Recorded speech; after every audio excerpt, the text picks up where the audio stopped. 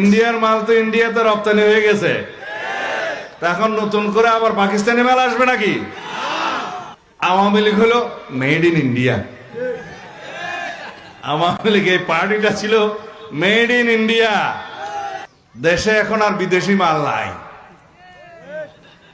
বাংলাদেশে একটা আওয়ামী লীগ নামের পার্টি ছিল, এক সময় রাজনৈতিক পার্টি ছিল, পরে এটা মাফিয়া পার্টি হয়েছে, ফেসিবাদী পার্টি হয়েছে। একটা বাংলাদেশের বিপক্ষের শক্তি হিসাবে প্রকাশিত হয়েছে। অরাজনৈতিক শক্তি ছিল, এটা মাফিয়া শক্তি ছিল, কোনো রাজনৈতিক চরিত্র ছিল না এই দলের। তো জিনিসের উৎপাদিত দ্রব্যের পিছনে লেখা থাকে মেড ইন বাংলাদেশ। আমরা যত জামা কাপড় বিদেশে গেলে কিনি, দেখা যায় ওখানে শার্টের পিছনে লেখা আছে ভিতরে মেড ইন বাংলাদেশ। গার্মেন্টস তো সব এখান থেকে গেছে, তখন লেখা থাকে মেড ইন বাংলাদেশ। আমেরিকা গিয়া বাংলাদেশের তৈরি শার্ট কিনে আনে লোকে। এইরকম আওয়ামী লীগ হলো made in India. Awami League এই পার্টিটা ছিল মেড ইন ইন্ডিয়া। ইন্ডিয়ার মাল তো ইন্ডিয়াতে রপ্তানি হয়ে গেছে, এখন নতুন করে আবার পাকিস্তানি মাল আসবে নাকি? না। বাংলাদেশের শক্তি, বাংলাদেশের মানুষের দল, বাংলাদেশের স্বাধীনতার পক্ষের দল, বাংলাদেশের গণতন্ত্র এবং উন্নয়নের দলের নাম বিএনপি, বাংলাদেশ জাতীয়তাবাদী দল। থাকবে যারা দেশের জন্য কোনো পরিকল্পনা দিচ্ছে না, যারা দেশের জন্য কোনো নীতি ঘোষণা করছে না, যারা কোনো কর্মসূচি ঘোষণা করছে না, শুধু বলছে মরলে জান্নাতে যাওয়ার জন্য একটা ভোট দাও। এটা কোনো কথা হলো?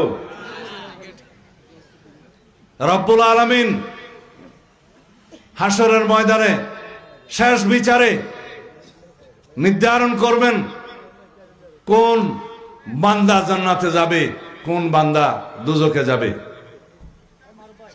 সেটার মালিক তো আল্লাহ রাব্বুল আলামিন।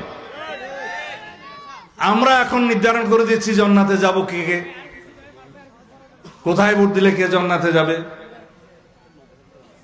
এগুলা ইমানের ক্ষতি করছে। রাসূলুল্লাহ সাল্লাল্লাহু আলাইহি ওয়াসাল্লাম যদি সুপারিশ না করেন, আমরা তার উম্মতরা কেউ জান্নাতে যেতে পারবো? তাহলে এরা রাসূলের চাইতে বড় হয়ে গেছে? আস্তাগফিরুল্লাহ, নাউজুবিল্লাহ। আমরা এখন এগুলো ভিডিওতে প্রকাশ্যে দেখতে পাচ্ছি, শুনতে পাচ্ছি। আর কেউ কেউ জনসমক্ষে এভাবেও বলছে আমরা নাকি ফতোয়া দিচ্ছি। আমরা ফতোয়া দিচ্ছি না। আমরা যেটুকু পড়াশোনা করেছি, মুরব্বিদের কাছ থেকে শুনেছি, আলেম ওলামাদের কাছ থেকে শুনেছি, তাতে জেনেছি আশরায়ে মুবাশশারা মানে 10 জন যে সুসংবাদ প্রাপ্ত সাহাবীদের মধ্যে জান্নাতের মৃত্যুর আগে পেয়েছে, এর বেশি 11 জনও পায় নাই। তাহলে 11তম বান্দা কে হবে আল্লাহ মালুম। এরা যে এইভাবে বিভ্রান্তি সৃষ্টি করছে। আমরা তো মদিনা ইসলামে বিশ্বাস করি। আমি কাউকে দিলে আঘাত দিতে চাই না। এই দেশের শতকরা 90-92 ভাগ মুসলমান। আমরা রাসূলুল্লাহ সাল্লাল্লাহু আলাইহি ওয়াসাল্লামের অনুসরণ করি, তার শিক্ষা আমাদের জীবনে আমরা অনুসরণ করার চেষ্টা করি, সুন্নত পালন করি। সেজন্য আমরা বলি আমরা মদিনা ইসলামে বিশ্বাস করি। আমরা কি কোনো মওদুদ ইসলামে বিশ্বাস করি? তাহলে আস্তাগফিরুল্লাহ, আমরা যেন বিভ্রান্ত না হই।